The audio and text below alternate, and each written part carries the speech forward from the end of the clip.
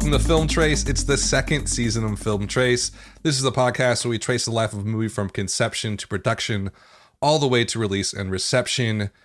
We have a special guest today, Molly, who actually did an after show for us as a gift on Tax Collector, which we loved so much. We decided to invite her to the season 2 premiere of Film Trace. So Molly, welcome. She will give her opinion on the film and sort of kind of let us know what she thinks about all of our insights and notes on this week's film, which is what, Chris? Yeah, we are going to start out with a new film. We did our season finale on Nightcrawler, which was newly available on Netflix last month. And speaking of Netflix, they have a new original film that just came out less than a week ago. It is called The Devil All the Time, which sounds much more like a dance party than the movie turns out to be. Directed by Antonio Campos and produced by Jake Gyllenhaal, starring Tom Holland, Bill Skarsgård, and so many more. We are going to get into it. This movie is it's both a wild one and a trudge. So, yeah. Let's start. Dan, why did you pick this film for our season premiere? Okay, so yeah, I picked this film because obviously we want to do a new one to start out. I wanted to pick something that I thought was going to be kind of in the zeitgeist, so to speak, and it is, right? It is. It was number 1 and 2 Somehow on Netflix on Thursday and Friday when it came out.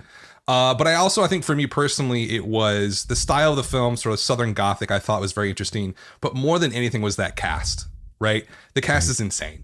It's one of the most stacked casts I've ever seen in a movie in a long time, especially for a Netflix film. So I think for me, I was just really fascinated about how they're going to bring all these sort of super talented people together and what would be the end result. Would they sort of like act over each other, so to speak, or would this thing actually work? And The Devil All Time, it's based on a novel. The plot is based on a 2011 best-selling novel of the same name by Donald Ray Pollock. The film is set in post-World War II Ohio and follows a young man devoted to protecting his loved ones in a town full of corruption and sinister characters. That's the Netflix sort of log line on the film. And so, I don't know, I think just it pulled me in. I'm a big fan of the Southern Gothic stuff, so I wanted to see how messed up or beautiful this film was going to be, because I knew it was going to be both messy and beautiful at the same time, which I think that it is. Now, are you into the Southern Gothic thing? Because I know you got your master's in English and you were obsessed with Faulkner for a great period of your life. Is that yeah, fair? I would say Faulkner, but I think more Flannery O'Connor. Flannery O'Connor, yeah. Yeah, that's sort of the big draw here, I think, for me. And even from the trailer, you could kind of tell that it had that vibe to it. And it's interesting too to think about like who's producing this. Like Jake Gyllenhaal, Reva Marker, they have a new production company called, or newish, I should say, 9 Stories Productions, based out of New York. Just started in 2015. So it's kind of a new production arm. So it's kind of just an interesting film altogether. You know the director a little bit, right, Chris? Like, what have you seen of his work? Yeah, I've only seen his other recent film, Christine, from 2016, starring Rebecca Hall. It's a biopic about the journalist who killed herself live on air in a local news station in Florida. And it's exactly what you'd imagine it to be. It's a very kind of morose, slow build to the act, which concludes the film. It's not really something I would imagine anybody needs to see, and I'm not sure what compelled to watch it other than my clinical depression. But it's quite the it seems to be very part and parcel with what Campos has become known for. He carved himself out with IFC Films back in 2008 after school, made kind of a splash as his debut at Sundance that year, and then he followed up with Simon Killer in 2012, which I've heard good things about, but has never really struck my interest to go seek out, because it's a movie about Brady Corbett, who plays an American living in Paris who starts pimping out his girlfriend and then killing and manipulating the men that are her clients. And he just has this really perverse and violent through line to his work that is culminated in really kind of just I don't know, stomach pains inducing fashion with this. He doesn't movie. seem like the most all the time. kind of balanced or settled guy. He's got some stuff going on underneath the surface. Right. Amal, have you seen any of his movies before? No. I feel the need to clarify something because from your intro, it sounds like I'm a random person that made you an after show podcast. Oh, yeah. Do clarify. I just feel the need to clarify that I've known you both for 20 years in case someone random actually is listening to this podcast. That it was, yes, a satirical gesture for all of our entertainment, but and it was wonderful. We really enjoyed it. Just chiming in with that. I don't know what. Did you watch the trailer of this movie, Molly? I didn't watch the trailer. No, I just went. You went into this cold? I just went in real cold, but also real hot for a few of the actors in the movie. So Yeah, I mean, the cast is so stacked to the point where you just sort of anybody who's interested in film and stuff is going to want to see this, I think, right? Like, it's just right. And it's like all the hot actors too, not just like attractive wise, but like, I'm thinking like Eliza Scanlon, who was huge in, what was the name of that show on HBO? Sharp Objects. Stop pretending like you don't know. I couldn't remember. Haley Bennett, who I love, she was in Swallow. You guys see Swallow this year at all? Nope. A little horror film. Just fantastic. So super hot cast. Love her from what? Music and Lyrics. So thank you from Music and Lyrics. Yes, exactly. That's the Hugh Grant movie? Yeah, Hugh Grant and Drew Barrymore. It's one of my favorite movies. Wow. But this one, obviously has the cast, but also has like these people behind the scenes. Emma Potter did costume design from Perry Mason.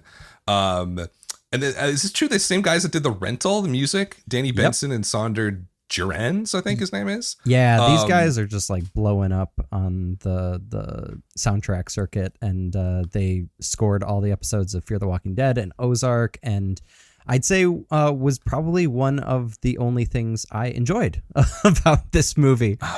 Okay, but we'll get more into that when we talk about the critics and what they thought of it. So here's my other question for you guys. The kind of the big news with the success and Netflix deal for Campos is that he is now that it seems like this is quote unquote a success. Obviously, we don't have a lot of the barometers of the other movies we typically cover on the podcast. When we talk about a Netflix original, there's no box office or anything, but it has been quite the talk, especially with, I feel like it's strange we've gotten so far into the episode and we haven't mentioned Robert Pattinson is probably the biggest draw for this movie. And we will get more into that, of course. But it does seem like Campos's star is rising even more. He has just been tapped. It was announced a few days ago to direct The First Omen, which is the full title of the film, which is a prequel to the 1976 horror classic. What is it about this guy's oeuvre? I don't know. There's something about him. Like, why is he blowing up? How did he get all these people? Right. Like, I think he said he got Rob first, then he got Tom, and then he think he got Eliza third. No, Mia third. And so how did he get all these people on board with this? And not only the actors, like all the people behind the scenes. I don't know if it was just him or it's the source material. I mean, the novel's, very highly regarded. So I'm wondering if people knew the book before they knew him. I'm not really sure. But he definitely, I think all the stars were aligned for this to be a fantastic movie. And I don't know if the results bear that out. Or disagree. How so? How do you so? I just think phrasing it, these stars aligned for this to be a fantastic movie is just an overstatement. I don't think necessarily the cast. I also would venture that I feel like a lot of this cast, this was like an insider, like friend casting moment. Cause like Rob Patterson and like Mia Wasikowska, like they did at least one movie together before. And like, that may not have played a part into it, but I remember reading something where it was like Chris Evans was originally cast in Sebastian Stan role, and he recommended him to take over. And so that's how Sebastian Stan got involved.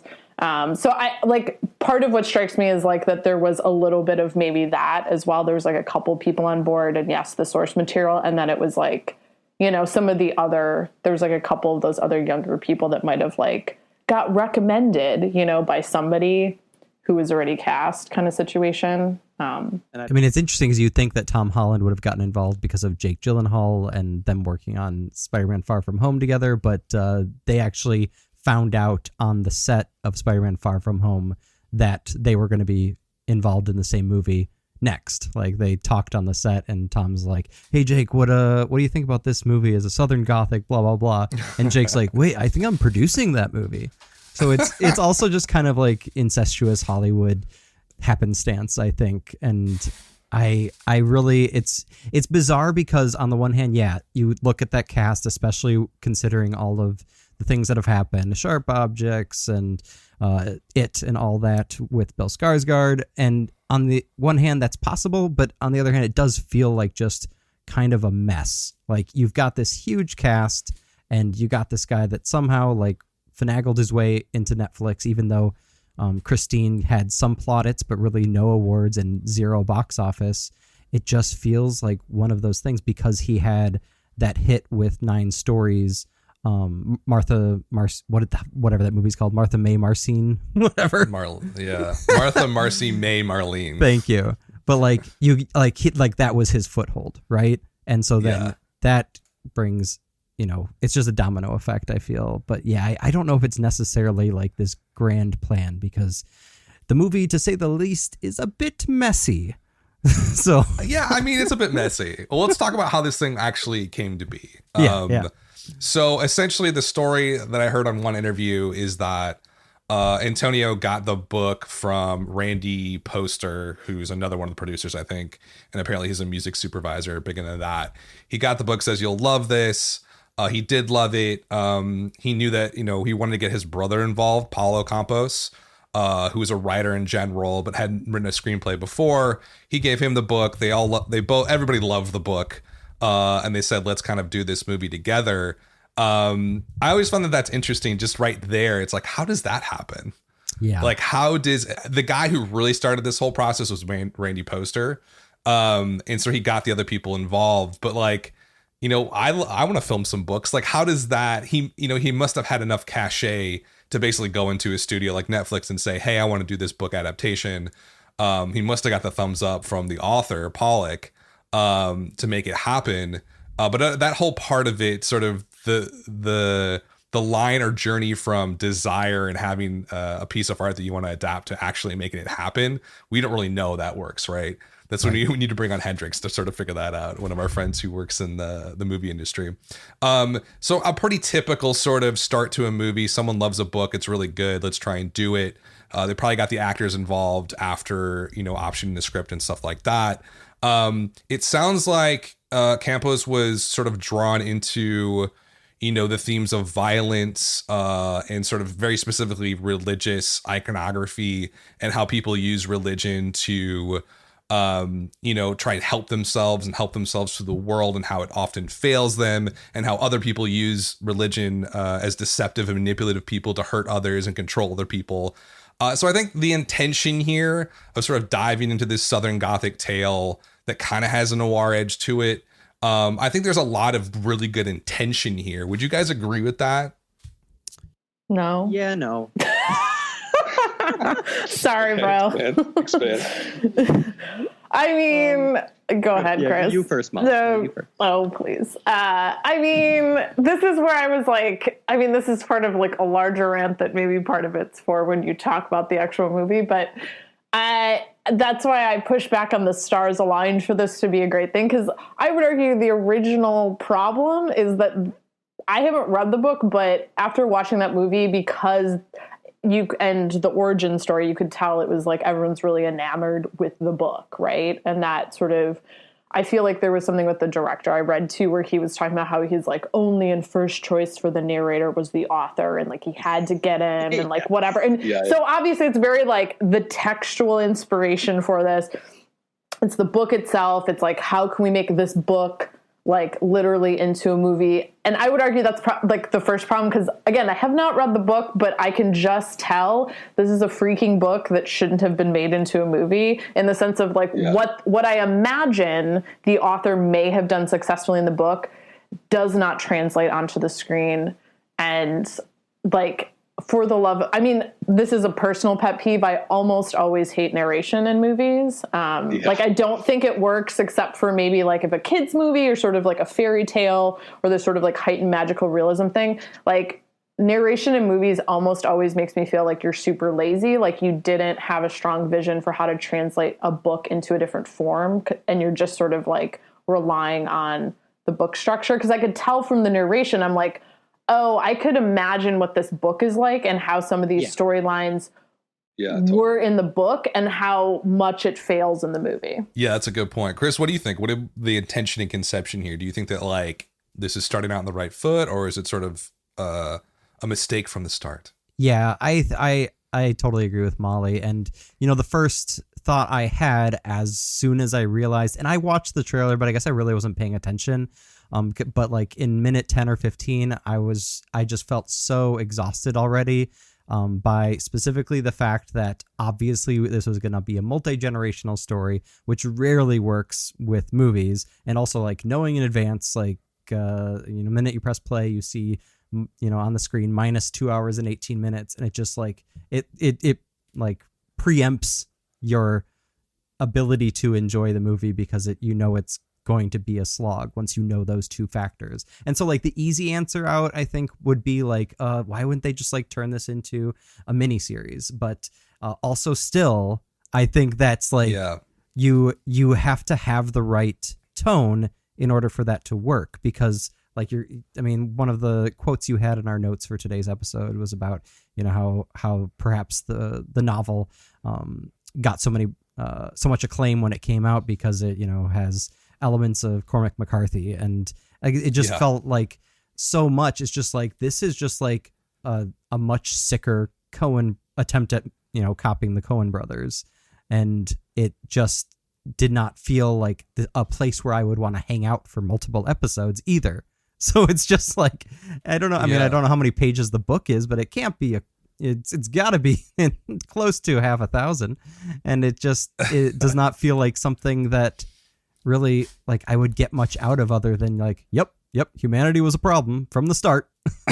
Like, I just I wish I they totally get what you guys are saying. Like, I think the two things that stick out, the narration, like even in one of the reviews from the Variety, they're basically I forget what they say. You could teach this movie in film class as a textbook case of telling rather than showing in a way that lulls and numbs. Right. What do you think? Yeah, the moment you open up with a narrator, you're really sort of stamping the film in a certain way.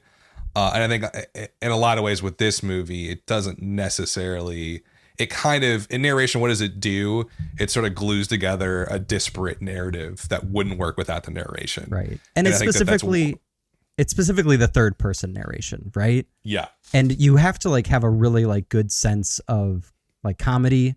And if you're going to like do it nowadays, I feel like even going back to like Campos talked in an interview about the inspiration from Barry Lyndon, which like is a hilarious movie, but is also like super deadpan. And so the narration works in its favor. Or like we're talking about the most obvious kind of reference of modern movies is Brian Cox's character in Adaptation, right?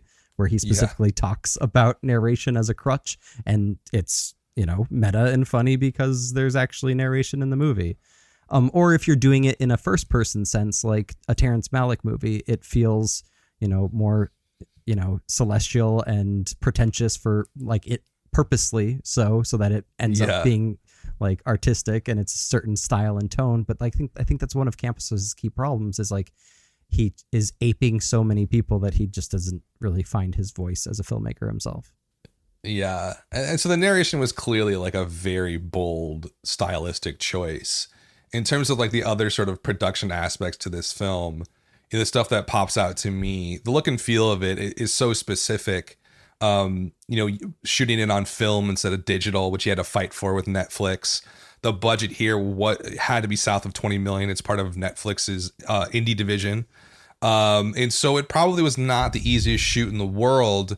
Do we think that he captured a specific time period or created this narrative world that was maybe not enticing, but maybe rich? Do you think it captures that Southern Gothic vibe? I think it does on some levels, but I think it also kind of misses some of the points of the Southern Gothic sort of style. I don't know what you guys think about that in terms of like the production and how it looked and the production design and all that. Oh, I mean, yeah, there's like in two different interviews, he like contradicts himself. Like one time he was saying Southern Gothic, but then in another interview I read with him, he was saying like something different's really happening on screen here. We're like doing like a Midwestern Gothic. Cause you know, like Ohio isn't really the South. And I was like, what are you talking about, dude? Like, first of all, this is a New York guy, right? Yeah. Like, and again, like that, again, that he just, whatever. So, I mean, so no, I don't think he really, besides that kind of nonsense comment, like he doesn't really understand what the Southern Gothic vibe is. I mean, this is not a knock against the actors. I just found it like super ironic that like, because I counted 7 out of the 10 leads aren't even American, which I just like found really, I was like, this is like really heavy on like mostly British and also Australian actors. Like almost nobody was American. I mean, like obviously the fact that like apparently no non-white people existed in this story. No one encountered anyone for generations. You know, like sure, like he, I don't know, man. Like I don't think he captured it at all, or even if he was trying to do something like Midwestern, I don't know what he was trying to do, but I don't think that particular piece was super successful because I feel like he just didn't have a grasp on any of that kind of stuff. I mean, again, it like came across as, I mean, it's like the same as if like I was watching it and I was like, please end this for me. Like in the sense of like, he just, it was like the same stuff. You're like, this again, it's a bunch of white people. It's dudes with like all the dudes getting the screen time. Literally all the female characters are just plot devices to have violence visited upon them and be victims. Like literally nobody, like none of the women, they're all victims of, so it's like cool, like men are violent, generational violence of men, women as victims, and blah, blah, blah, blah. Like, it was just, it's sort of like the same repetitive thing that I've just seen. It's just, again, it's the exhaustion of like the same kind of things. And we all know exactly why we're just getting spoon-fed the exact same kind of stuff over and over again. Anyway, so no, the short answer is no. I don't think he did the Southern Gothic thing very successful at all. I think you hit the nail on the head with like the actors especially, and not that they're all, I think they're all solid actors. It's just that like the ones that stood out to me, you know, like Riley Keough, you know, is American, and she kind of, I felt like embodied that Southern Gothic, not even, almost like noirish Southern noir vibe better than most people on screen. How do we think Robert Pattinson did with his made up accent? So Rob basically refused to get a dialect coach and kind of came up with his own accent. I thought it was really a fascinating accent. I don't know how accurate or whether it really embodied that Southern preacher vibe. I don't know. What do you guys think about that aspect of it? I feel like I hyped myself up too much for it.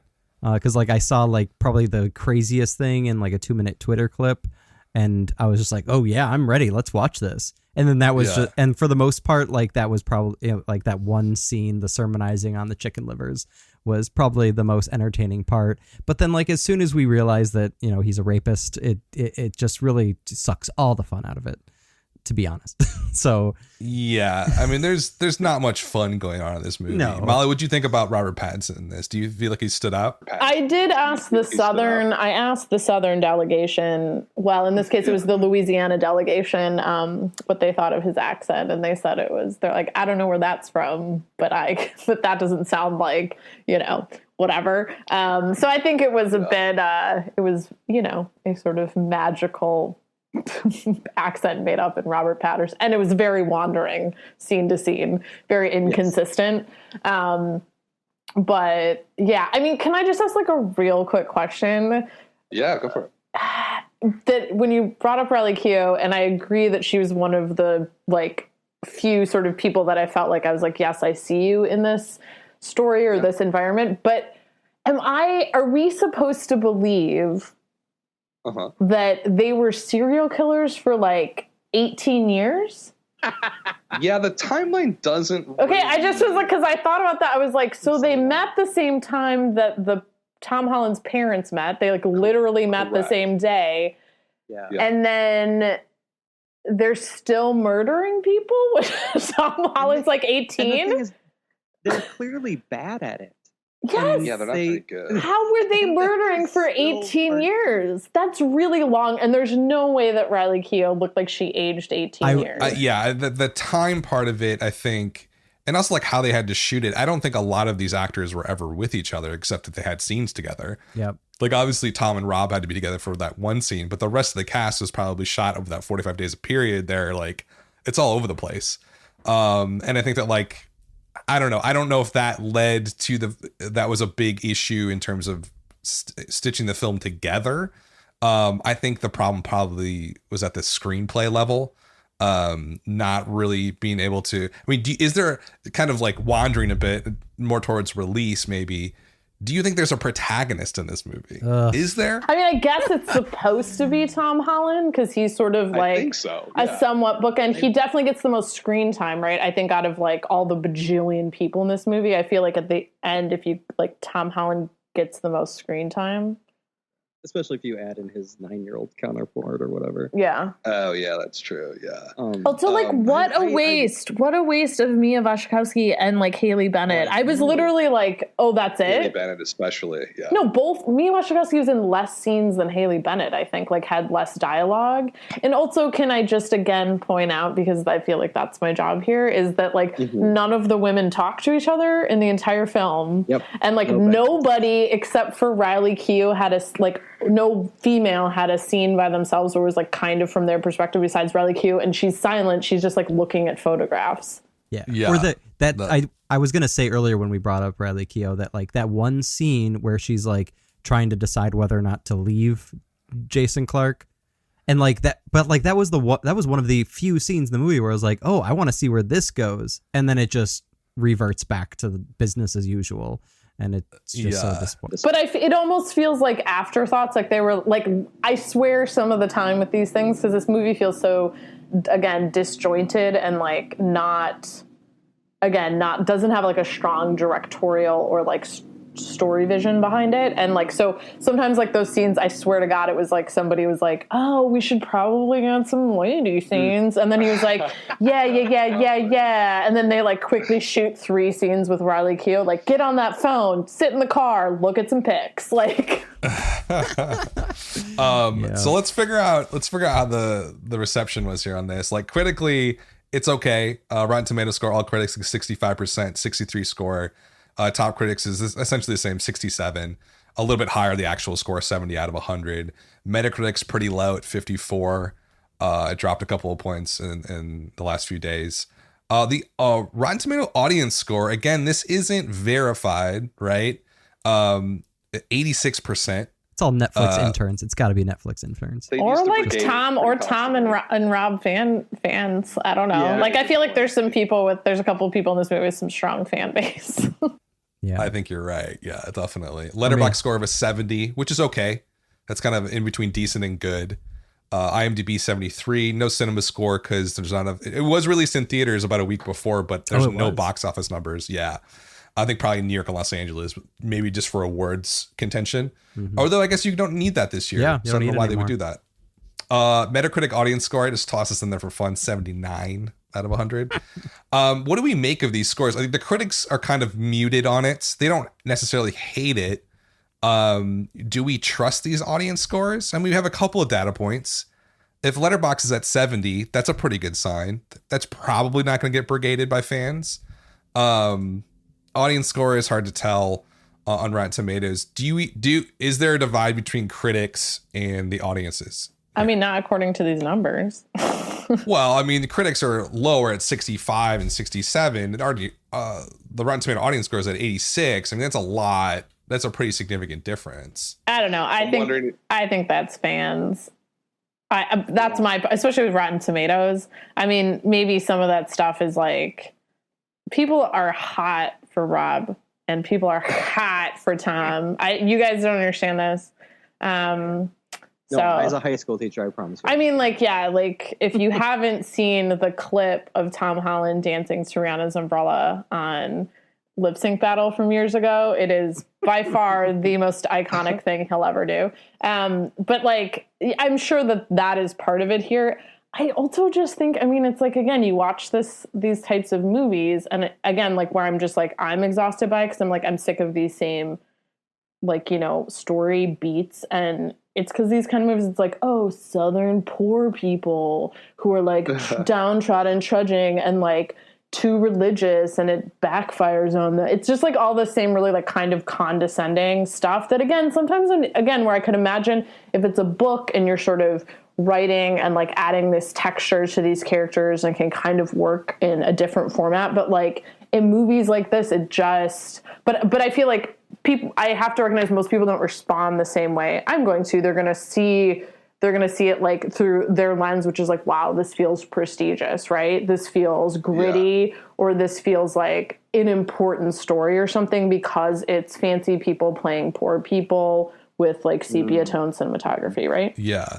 It's kind of like misery porn on some level, right? Yeah. And I think, I don't know. I was reading through the YouTube, like reviews and stuff, or like the comments. Like you do. What? Yeah, absolutely. Can we just Yeah, I just wanted to like, just for the audience, for Chris and I, just to like sit with that. Okay, go ahead. No, but I think that like I think that Rotten Tomato score is a lot more accurate than you guys think that it is.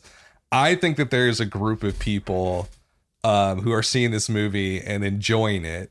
Like you go through the comments and people are like, that's the best acting I've ever seen in my life. Or, you know, it's long, but you got to stick with it and it's amazing. And so I think there is a segment, because remember, this is, you know, with the Netflix release, this is not hitting the art house crowd. This is hitting like, you know, middle America, sitting like the average person. It's for people that are looking for those markers of things that they like what is it, like really kind of grotesque, abrupt violence, a la Tarantino, a la like anybody who does that. Like that's what this has. Do I want to see Tom Holland like beat the shit out of some guy with the tire iron? Sure, sign me up. Like then you come to the right place. You know, do I want to see like grotesque, like, I don't know, just like ridiculous stuff. So yeah, I mean, I think it has, that's what I was saying. It like has those same beats that we see that's like meant to sort of, that combination of people feeling like, oh, this isn't just titillating with like the violence or like whatever. It's also like a good film because everyone's acting, because they're like, I swear to God, it's like, we're all ingrained to be like, you're playing poor people with an accent. Like this is where people get all their Oscars from, right? This is like what people, even like actors, buy into it, right? They get excited about playing these types of stories, and these, no one gets excited about actually living these lives and being poor, but like, or caring about those kind of people, but they love, you know what I mean? To sort of feel like it's an important story to watch. So I think it's just like this type of like genre. And especially when religion is involved. Like I feel like, yes, the poverty aspect to it was really just really insensitive in numerous levels, but then like adding the religious aspect was just felt like a very cruel atheist just like sitting on the sidelines and like laughing at people that, you know, have some kind of vested interest or true belief, either or often both, in organized religion, especially of like the small town Southern Christian variety. And that's just like, it that coupled with the extreme violence, which definitely was redolent of Tarantino, and you had all this like dated aspects to it too that kind of really made it feel like, oh, if I saw this movie as a 13-year-old in the mid 90s, that it would have really like shocked me and made me think that it had something big to say. Totally. And then add in like the non-linear storytelling and like the hyperlink cinema with an ensemble cast, and it's just like, it just feels like bait. Oh, gross. Like, dude, remember when we thought like Magnolia was a deep movie? It's just like that kind of stuff. Like, I'm sure like 20-year-olds, all three of us, if we were like 20 reviewing this, we'd be like, whoa, you guys.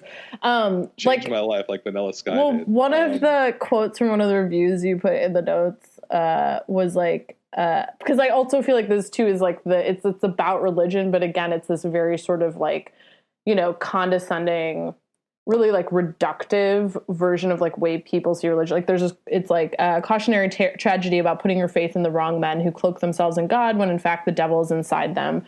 And it's just like, again, where it was at the core, it's like these characters were mostly just like, except for, again, that's why he was the protagonist, Tom Holland, who sort of like rose above it, right? Because he wasn't into religion. He saw through it. He was sort of existed outside of that by his own moral code at the end, right? But like everybody else was just like evil men that were religious in some way, and like women who were too dumb to see through them, right? Like that's a very simplified version, but to give me an example of any storyline that doesn't fall into that in this movie, they all do. How would you guys think that this movie would stack up against something maybe in the similar sort of vein, like A Winter's Bone, which I love, is one of my favorite movies from, when was that, like 2010 or maybe earlier? Do you think it, obviously, do you guys like that movie? Do you think it stacks up as a piece of sort of noir, sort of Appalachia or Southern Gothic noir? Yeah, I mean, I also love that movie. I think that, I was trying to think and look up examples of Southern Gothic, and once again, that seems like a misnomer, because we're talking about Ohio for like 90% of this movie, and then Winter's Bone. Yeah, it's more Appalachia than Southern. The Ozarks. And so like it feels like you're lumping so much together. But he went with it in the interviews, and that's how it's being talked about largely in the media. So there's also lots of other good examples of this. Like I really like the movie Mud with McConaughey and Eve's Bayou. From the 90s, and Angel Heart from the 80s. And it's like there's tons of ways to do this kind of style, either from like a kind of progressive feminist lens like Winter's Bone does, but also in like more of or like Eve's Bayou does, but also like in that traditional sense. If you're going to like analyze like masculinity and religion, like I think that Angel Heart did it way better. I think that Mud did it way better, where it's as simple as like narrowing your scope and really giving depth to the characters. And otherwise you're going to wind up with what Molly said, where you just have the same story beats and the same dynamics that just feel both dated and offensive. So I think, in terms of summing this all up and what this film was all about, if you had to give it a score out of 1 out of 100, what would you guys give it? I'll go first. I would give it a 73. I think there is some stuff here that is valuable. I think the acting's fantastic. I don't think the writing's all that great. I don't think the overall story is all that good. I think that's why I wouldn't score it higher. But I think a lot of the elements that go into it are really well done. And there's a lot of craftsmanship here that should be highlighted and celebrated. But yeah, I think the overall film is very problematic. What would you guys think? Okay. I rank all the movies I see each year, and it was just one spot above the Netflix original Nassim Pedrad direct Desperados. Desperados! I've seen that. And one spot below the Disney Plus original film about a talking ape named The One and Only Ivan. So it's brutal. It's brutal. I really hated this movie. I would give it probably a 24. Yeah, I give the Joker. Oh, yeah. I was gonna go like, again, effort for people who showed up and tried to do their job well. Like, I think that there's right. Like I try to recognize where that's due, and I think some of the actors, Jason Clarke, Bradley Keough, like. A decent amount of the actors like showed up and like you feel like you're like, yeah, you tried to do your job, and gave some interesting moments like sometimes, but again, it was like, for what? Like, you just feel like everything even anybody did that was interesting was like a waste, because it was in service of nothing. So I don't know, I'd give it like a mid-30s or something. Gotcha. Again, there's nothing what it was thought it was doing hit. And again, I acknowledge my bias that I automatically have a visceral reaction to like narration in those movies. So, but it was the author himself, Molly. Okay. Yeah, it's out there. But again, that makes it. But don't you understand? That makes me even more mad because it's just like the lazy. Like he's thinking it's like so like this great thing, and you're like you realize it's just like some like I just want him to show up and do the work for me again. Like Right.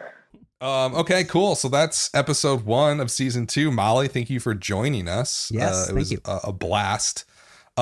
Chris, what do we have for episode 2 of season 2? Yeah, so Dan's gonna pick the new movies this season. I'm gonna pick the old movies, and we're gonna see who can give each other the worst time. I'm excited about this. I haven't seen this movie since probably TBS in the 90s. And I don't remember it very well, so I'm looking forward to revisiting it. New on Hulu this month is the 1990 Michael Cimino film Desperate Hours, which stars Mickey Rourke as a prison escapee who goes on the run with his brother, played by Elias Koteas, and he falls in love with his defense lawyer. It's a neo-noir romance. It's just a complete crazy mess, and I have fond memories of it. It's also a remake of the 55 William Wyler noir, which I haven't seen. I'm going to try to check out before our episode next week, so looking forward to it.